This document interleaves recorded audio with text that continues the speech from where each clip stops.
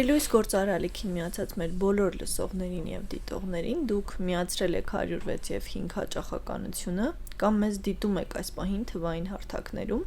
թարմ ուղեղով զրույցն ենք սկսում իսկ թարմ ուղեղով իմ զրուցակիցը Գարեգին Միսկարյանն է +374 քաղաքական ինքնորոշման ակումբի նախագահը բարև ձեզ պարոն Միսկարյան Բարև ձեզ Շնորհակալություն որ այստեղ եք Ես եմ շնորհակալ հրավերի համար Գիտեք որտեղից կուզեմ սկսել քանի որ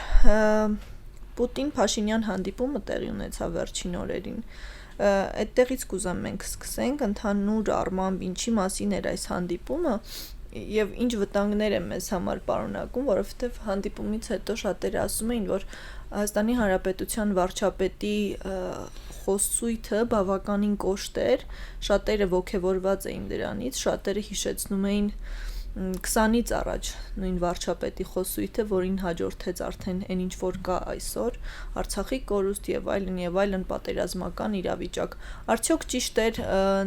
նման խոսույթով առաջնորդվելը, որքան էլ որ մեր հարաբերությունները գիտենք թե ինչ փուլում են, եւ ինչ պատասխան կստանանք մենք դրան։ Իրականում շատ ծավալուն է հարցը։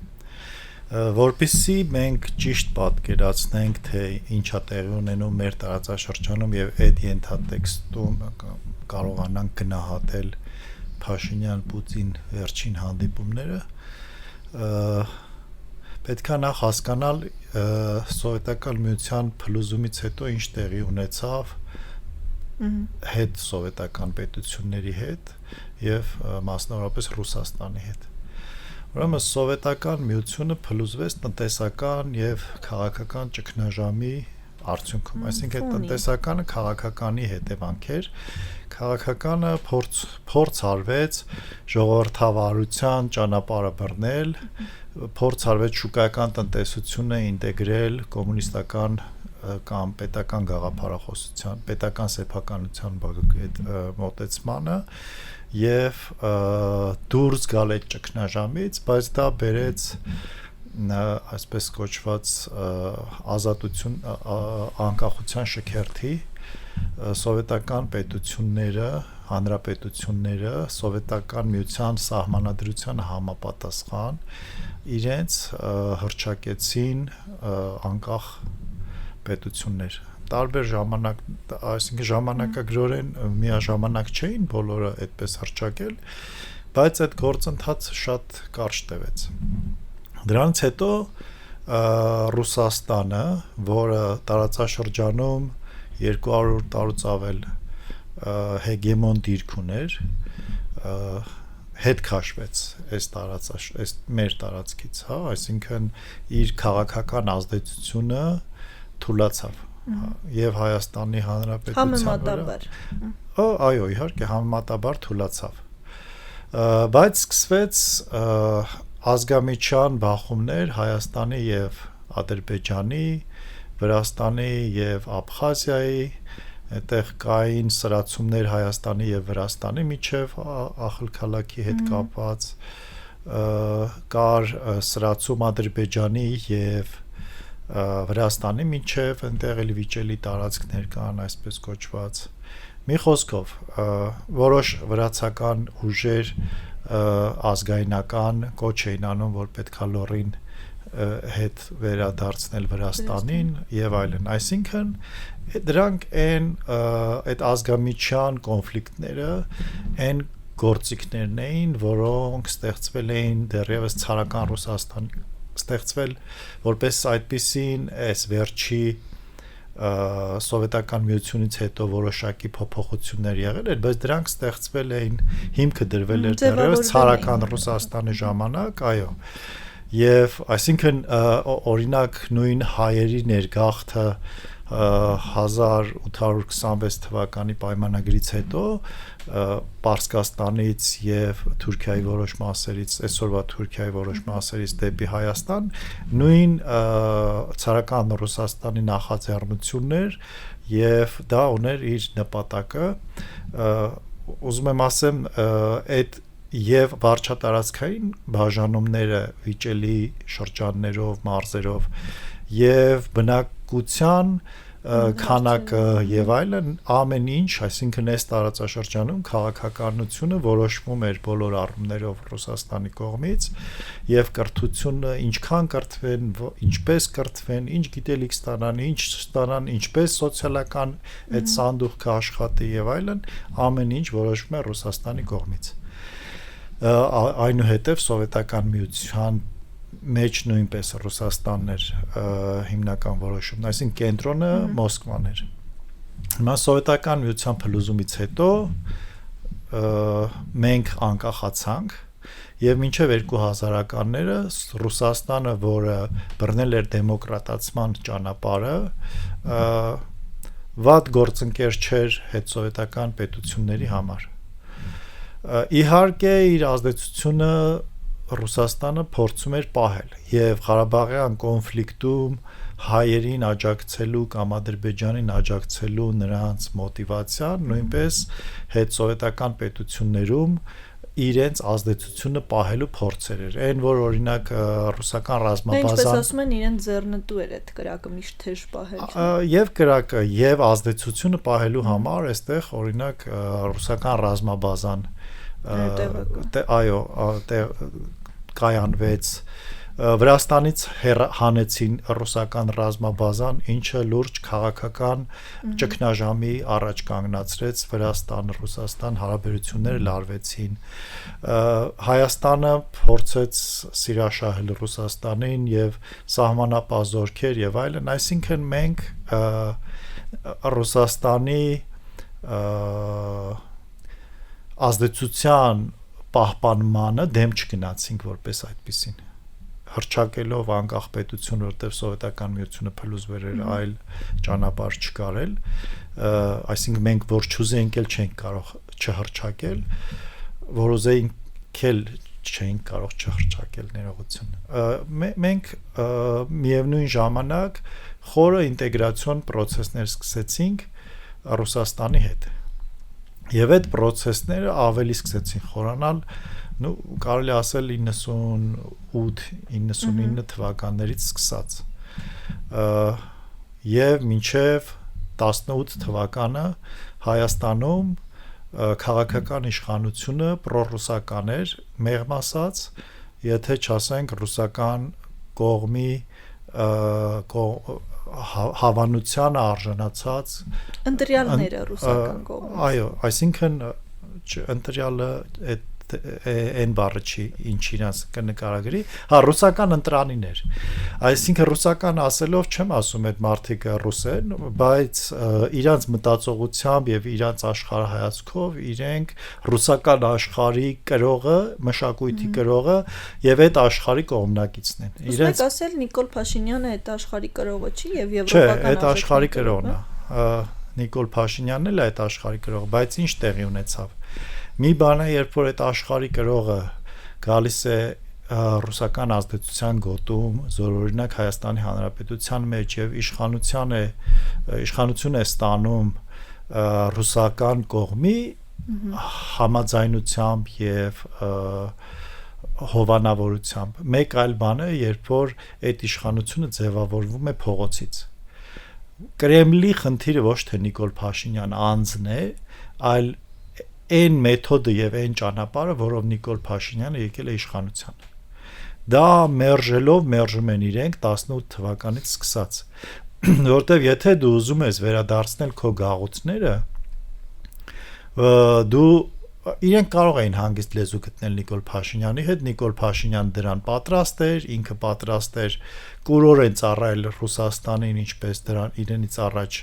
Հայաստանի մյուս ղեկավարներն են արել եւ այն խոսքերը, որ ինքը ասել է, որ ես մինչեւ 21 թվականը կարծեմ թե 22 գուբերնիայի ղեկավար էի ներողություն։ Դա հենց հավաստում է նրա մասին, որ Նիկոլ Փաշինյանը եւ հոգեպես եւ մտքով պատրաստ էր ծառայել Ռուսաստանին եւ եթե հիշում եք Մեդվեդևն էլ մի այսպիսի հայտարարություն արեց մի անգամ, որ Փաշինյանի հետ հանդիպմանը Փաշինյանը Մեդվեդևին ասել է որ ես երբեք չեմ դառնա ձեզնից մեկը, այսինքն դուք չեք ընդունի ինձ ձեր մեջ ձեր շարքերը դա ինչի մասին է խոսում, ոչ թե Նիկոլ Փաշինյանը չէր ուզում այնտեղ լինի, ինքն էր հրաժարվում, այլ նա դա խոսում է նրա մասին, որ ինքը շատ էր ուզում լիներ այդ ավտորիտարներից մեկը եւ ենթարկվեր Ռուսաստանի պահանջներին, բայց Ռուսաստանը չէր կարող ընդունել Նիկոլ Փաշինյանի այդ ծառայությունը, որովհետև Նիկոլ Փաշինյանը եկել էր փողոցից, ժողովրդի կողմից, դրանով ցույց տալ, որ Նիկոլ Փաշինյանը, այսինքն դա կարող էր դառնալ նախադեպ։ Բոլոր պետություններում Ռուսաստանը ձգտում էր իր իշխանությունը ամրապնդելու համար, քաղաքական իշխանության նկատմամբ լծակները, հատկապես նշանակումները եւ հեռացումները պահել իր ձեռքում։ Նույնը եղել էր Վրաստանում։ Իրենք Վրաստանի հետ ժողովրդի կողմից իշխանության եկած Սահակաշվիլիի հետ իրենք էլի չփորձեցին, այսինքն գնացին կոնֆրոնտացիայի, չկարողացան լեզու գտնել, որովհետև ոնց է դու կամ ժողովրդավար ես կամ ժողովրդավար չես, այսինքն եթե դու պատրաստ ես ժողովրդի կողմից իշխանության գալ, ապա դու խնդիր ես կենտրոնի կայսրության համար։ Մի խոսքով, մենք նույն ճանապարհը անցանք եւ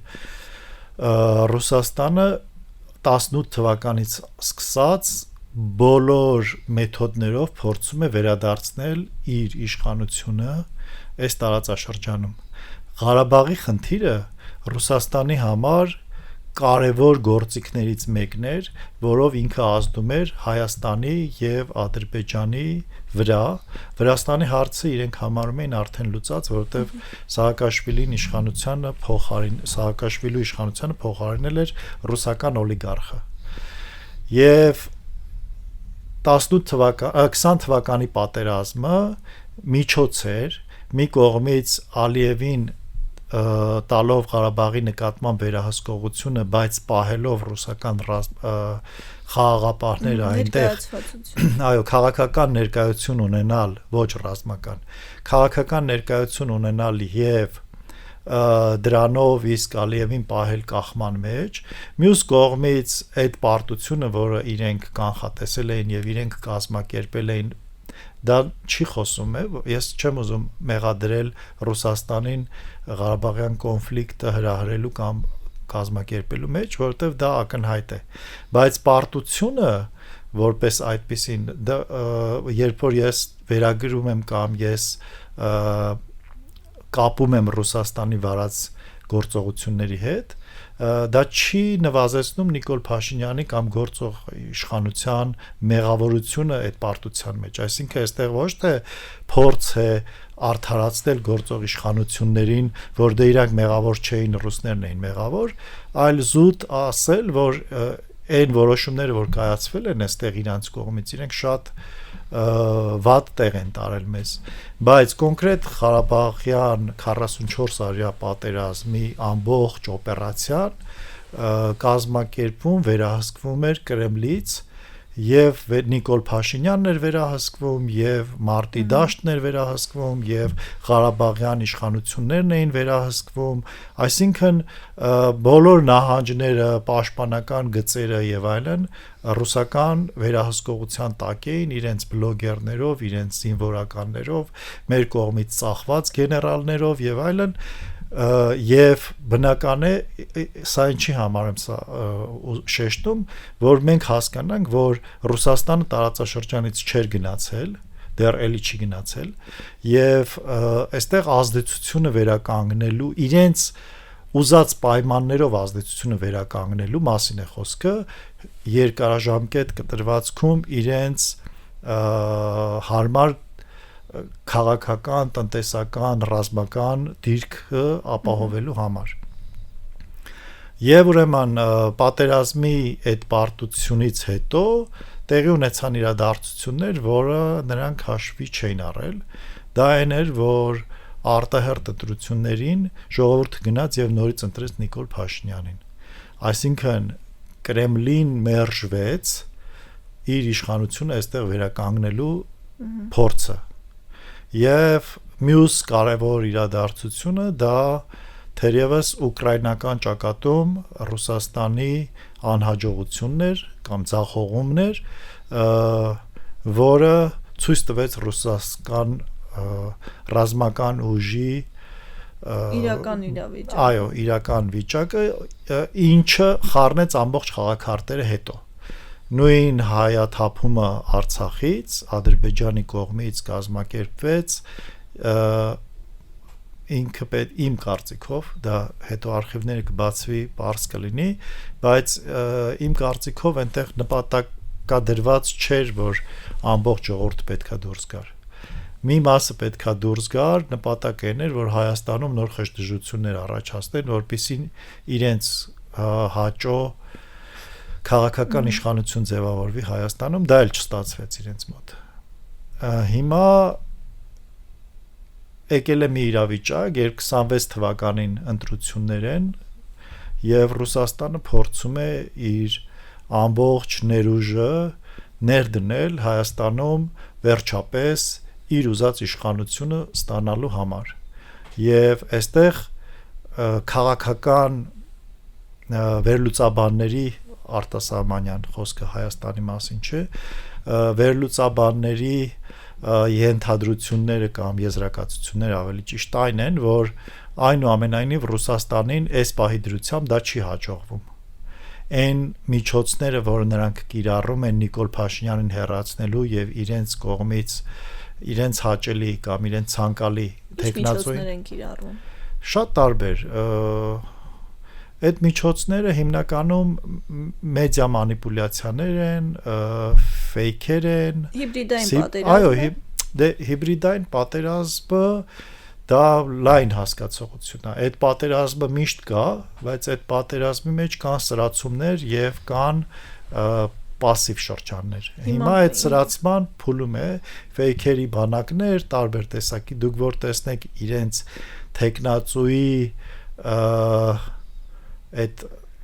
լայքերի եւ YouTube-յան մեկնաբանությունների Սամվել Կարապետյանին նկատում եք։ Չէ, Սամվել Կարապետյանին չէ, իր եղբոր տղային, ինչ է։ Նարեկ Կարապետյան։ Այո, Նարեկ Կարապետյանի հարցազրույցները եւ բայց ոչ միայն, օրինակ այն հարցազրույցներում, որտեղ քննադատվում է իրենց իշխանությունը, իրենց քաղաքական ուժը կամ որ իրենց պրոռուսական լինելու մասին է խոսվում, այդտեղ ֆեյքերը հարձակվում, հայհոյում կամ գովաբանում են նրանց եւ այլն, այսինքն այդ համատարած այդ միայն իրենց գովելը չի, հակառակ կարծիքները ճնշել եւ այլն, եւ դա արվում է շատ վարպետորեն։ Այսինքն դժվար է մտածել, որ դա ճիշտ է հասկանում, որ այսինքն այս հանդիպումը մեծ մասամբ կրկին սեփական տեխնացուի շահերը առաջ տանելու մասին էր։ Այո, եւ նայեք, խոսվեց վստահաբար երկաթգծի մասին է խոսվել, թրիփի մասին է խոսվել։ Առաջի հանդիպումը, երբ որ տեղի ունեցավ, առաջի ազդակները ներողություն, դրանք վերաբերում էին Ալեն Սիմոնյանի այցելությունից հետո էր եւ հիմնականում պրոպագանդիստական իրենց դաշտի միջոցով էին այն թեզերը, որը Կրեմլին հաճո է մեզ հասցվում, հասարակությանը հասցվում, մեր իշխանություններին հասցվում։ Այս այցելությունից հետո արդեն սկսեցին բարձրաստիճան պաշտոնյաները, իրենց փոխվարչապետը, այդ իրենց Դումայի բարձրաստիճան պաշտոնյաներ սկսեցին խոսել այն հնարավոր ռիսկերի մասին, որը իրենք կարող են ստեղծել Հայաստանի համար։ Իհարկե դա արդեն էլ դիվանագիտական էլ չկա, հա, այնպես է որ շատ ուղիղ ասում են դրա մասին։ Ինչու է դա այդպես։ Որովհետև իրենք հասկացել են, որ ամենայն հավանականությամբ առաջիկա ընտրություններից հետո միևնույնն է իրենք շարունակելու են գործ ունենալ Նիկոլ Փաշինյանի հետ։ Եվ այստեղ արդեն կա պլան B, հա, այսինքն եթե իրենց տեխնացուն չի կարողանում իշխանություն դառնալ, առնվազն պետք է այնպես անեն, որ մտնեն պարլամենտ եւ կարողանան պարլամենտում ձևավորեն այնպիսի միավոր, որը գոնե հաջորդ ընտրություններում կամ հաջորդ արտահերթ ընտրություններում հաջորդ հերթական կամ արտահայտ ընտրություններում իշխանություն ձևավորվի, բայց ամեն դեպքում այդ ժամանակահատվածում պիտի եղած իշխանության հետ աշխատել։ Այո, եւ այդ եղած իշխանության հետ իրենք ստիպված են աշխատել, բայց նաեւ իրենք աշխատում են կամ փորձում են աշխատել շանտաժի եւ պարտադրանքի մեթոդներով։ Այն որ Հայաստանին, այո, այն որ Հայաստանին ասվում է երկաթուղին, եթե մեզնից վերցնեք, մենք էլ ձեր բիզնեսները այստեղ խնդիր կստեղծենք իրենց համար, այն որ հեցի հետ կապված վստահաբար խոսակցություն ա եղել, որի մասին մենք դեռ տեղյակ չենք, բայց որի հարցը դեռևս օդում կախված է, այն որ Վլադիմիր Վլադիմիրովիչը կանգնեց եւ ուղղակիորեն ասաց, որ ինքը աջակցում է Սամվել Կարապետյանին եւ շատ կցանկանար, որպեսզի նրան չհետապնդեն քաղաքական հայացքների համար եւ այլն։ Այդ ամեն ինչը խոսում է Կրեմլի կողմից Հայաստանում իր նպատակին հասնելու նոր մոտեցումների, նոր մեթոդների մասին, որը մինչեւ հիմա դեռ չէր կիրառվել։ Եթե մինչև այդ հանդիպումը կասկածներ կային, որ որևէ աջակցություն կա ուժեղ Հայաստանին ռուսական կողմից, ապա կարծես թե այդ կասկածները արդեն հերքվեցին, չէ՞։ Հա, չէ, կասկած իմ մոտ երբեք էլ չի եղել։ Չէ, ընդհանուր մարդիկ կան ամեն դեպքում, ովքեր հավատում են, որ դա այդպես չի եւ եկեղեցու հարցներ, որ Սամվել Կարապետյանին բերեց քաղաքական դաշտ։ Չէ, ես եկեղեցին դա Հայաստանում ազդեցության միջոցներից մեկն էր։ Այսինքն այդտեղ կարա ուղիղ ռուսական շահերի պաշտպանություն չլինի եւ իհարկե չկա որպես այդպեսին, այսինքն եկեղեցին չի քարոզում Ռուսաստան, բայց եկեղեցին իր հայացքներով եւ այն համայնքը, որը եկեղեցու հետ ավելի սերտ հարաբերությունների մեջ է, իրենք այդքան էլ ժողովրդավար չեն իրենց բնույթով եւ իրենց արժեքներով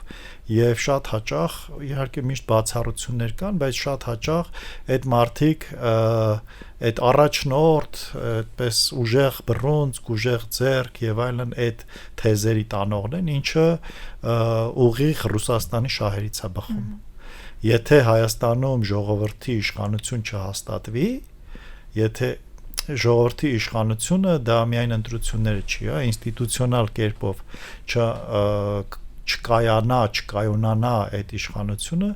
ապա միշտ այդ վտանգը կա, որ ուժեղ մեկը, ուժեղ ձեռքը, այսպես ասած, կգա եւ կվերցնի իշխանությունը, իսկ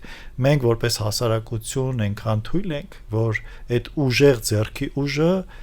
մեծ հաշվով դրսից է լինելու, այսինքն մենք մեր սուվերենությունը կարող ենք կորցնել այդ ընթացքում մեր ինքնիշխանությունը։ Հետևաբար եկեղեցին ոչ ուղակի, բայց անուղակի իր քարոզներով, դե ուղակի էլ, բայց այն հոգևորականները բարձրաստիճան որ կային, նրանք չեն էլ թաքցնում, որ իրենք ժողովրդավարությանը այդքան էլ կողմ չեն եւ իրենք որ Ռուսաստանը մեր բարեկամ երկիրն է, որը դարերով մենք Պետրոս Գետադարձ տեսած կամ ունեցած ժողովուրդ ենք, էլի, որը հանուն կրոնի պետականությունը ծախեց ուրիշներին, հիմա դա չէր կարող բացառվել եւ այս պայքարը ըստ էության դրա շուրջ էր։ Բայց ես ուզում եմ մի բան շեշտել, որ մեր ունկնդիրների մոտ թյուրն բռնում չլինի, այն ինչ ես պատմեցի, չի խոսում Նիկոլ Փաշինյանի լավը լինելու մասին։ Այսինքն գործող իշխանությունը շատ ապիկար եւ անհաջող քաղաքականություն է վարում, թե ներսում, թե դրսում։ Այլ հարց է, որ հանգամանքների բերումը պարոն Իսկարյան։ Իհարկե, բա ներսում են ընտրվում։ Որովհետեւ ամեն ինչ անում են, որ ընտրվեն։ Կներեք, բայց ընտրվելը դա ինքնանպատակ չի։ Եթե դու գերեզմաններում ընտրվում ես որպես ղեկավար եւ հաշվում ես քանի շունչ կա մեռած, դա դեռ քեզ չի տալիս իշխանություն այդ մեռելների վրա, էլի, հա, այսինքն եթե մենք կենթանիների վրա չենք կառավարում, կենթանի նկատի ունեմ ողջերի, ապա դա ումա պետք է այդ ընտրվելը իսկ այն ինչ իրենք անում են իրենք քաղաքական միտքը սպանելով քաղաքական կամ սպանված պահելով մեռած թաղած պահելով իրենք սպանում են ժողովրդին իրենք ոչ մի լավ բան չեն անում պետության համար իրենց վերընտրվելու համար են անում ինչը կարելի է անել բայց անել այնպես որ իրենց ընտրեն ոչ թե նրա համար որ այլ ընտրանք չկա այլ որովհետև այլ ընտրանքների մեջ իրենք լավերի մեջ լավագույնն են բայց քանի որ իրենք դրա հնարավորությունը չունեն իրենք քաղաքական հասունություն չունեն դրա համար իրենք ընտրել են դաշտը անապատացնելու չորացնելու միջոցով մնալ որպես միակ այլընտրանքը եղած անբարոյականների եւ պարազիտների մեջ թե ինչու են դժվում Նիկոլ Փաշինյանը այս մասով կուզեմ մի փոքր զրուցեմ այ ընկալում կա չէ այսպիսի որ երկու մասի դաշտը բաժանված ռուսամետ ուժերը այս պահին էլ ովքեր հայտ են ներկայացրել նոր ընտրությունների համար եւ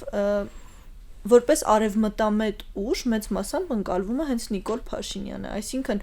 կան ուժեր իհարկե փոքր որոնք ներկանում են որպես արևմտամետ բայց այդպիսին որպես կարող ճակերտավոր ասենք ուժ եւ ավելի մոտ կանգնած արևմուտքին հենց Նիկոլ Փաշինյանն է խնդիրը դա է պարոն Իսկարյան որ Նիկոլ Փաշինյանը նաև ընտրվում այսինքն ժողովուրդը ցանկություն ունի դեպի արևմուտք գնալու դրա համար է ընտրում Նիկոլ Փաշինյանն այդ թյուր կարծիքը ունենալը որ ինքը միակ տարբերակն է այդ ճանապարհին Հայաստանի Հանրապետությունը կարող է լինել ինքնիշխան պետություն եթե Հայաստանի Հանրապետության քաղաքացին գիտակցում է ինքնիշխանության արժեքը դրա կրողն է եւ պատրաստ է դրա համար պայքարել։ Նիկոլ Փաշինյանը որպես քաղաքական գործիչ, որպես ղեկավար Հայաստանի Հանրապետության մեջ մի քայլ, մի գործողություն չի արել, որը նպաստեր Հայաստանի Հանրապետության մեջ հայ ժողովրդի քաղաքականացմանը, արժեքային վերափոխմանը եւ ժողովրդավարությանը հարիր քաղաքացի դառնալուն։ Նիկոլ Փաշինյանը ամեն ինչ արել է հակառակը այդ ժողովրդին պահելու քաղաքականապես ոչ հասուն վիճակում։ Այդ ինչպես պետք է աներ, դա 18 թվականին իր խոստումների մեջ գրված էր, որը ինքը այդպես էլ չարեց։ Դրա մասին շատ ենք խոսել, չեմ ուզում ասել։ Հիմա երբ որ դուք խոսում եք արևմտյան, պրո-արևմտյան եւ պրո-ռուսական ուժերի մասին, եկենք հստակեցնենք նրանց ում դուք անվանում եք պրոռուսական, նրանք պրոռուսական չեն։ Նրանք ուղիղ ռուսական ուժեր են։ Նրանք մարդիկ են, ովքեր համոզված են, որ այսինքն իրենց արժեքներով իրենք կամ ռուս են, այսինքն հա, ազգը ռուս,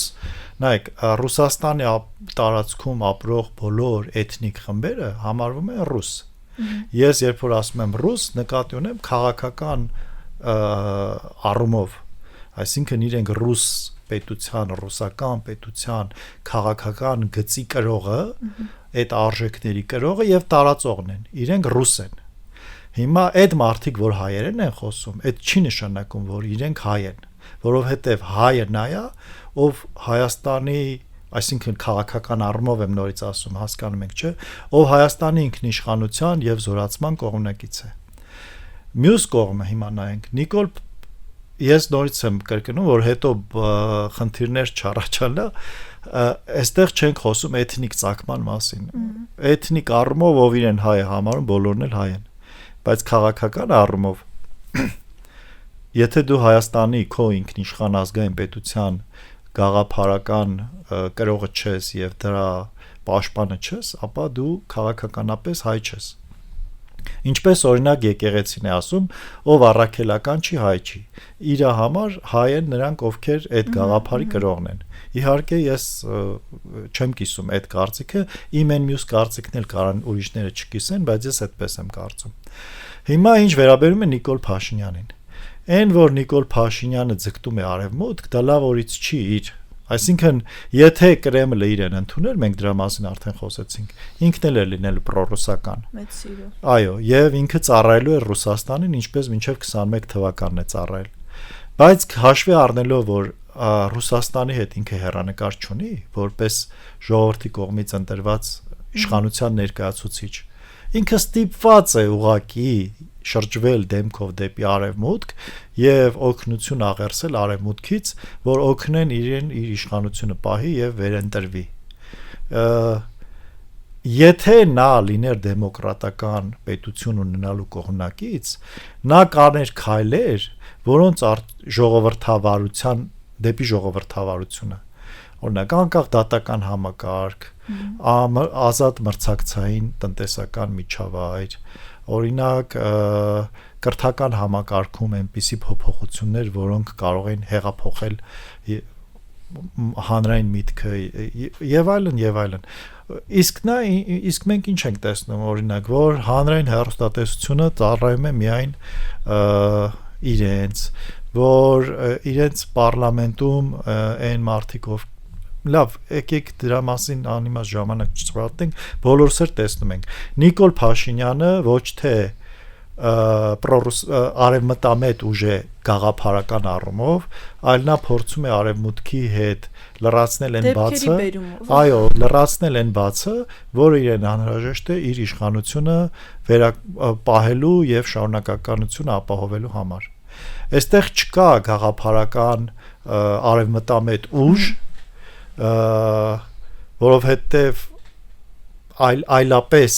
այդ ուժի արկայությունը մենք կտեսնեինք պետության մեջ իրացված քաղաքականության մեջ։ Շնորհակալ եմ ձեզ։ Ես եմ շնորհակալ։ Մեզ լսողներին եւ դիտողներին հիշեցնեմ, որ Թարմուղեղով զրուցակիցս Գարեգին Միսկարյանն էր, +374 քաղաքական ինքնորոշման ակումբի նախագահը։ Շարունակեք հետևել Գործարալիքին եւ լսել Թարմուղեղով զրույցները։ Կհանդիպենք։